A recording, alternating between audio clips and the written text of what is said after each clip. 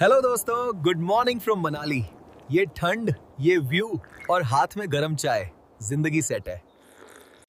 भाई कल रात की बर्फ अभी तक पिघली नहीं, पर एनर्जी फुल चार्ज्ड है। We are ready for snow ride.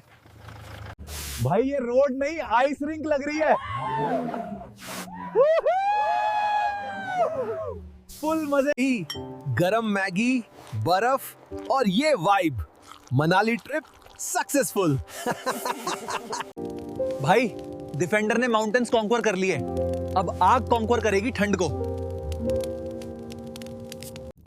दोस्तों ये था आज का व्लॉग। अब आगे और भी धमाकेदार व्लॉग्स आएंगे, बने रहो हमारे साथ। Bye bye.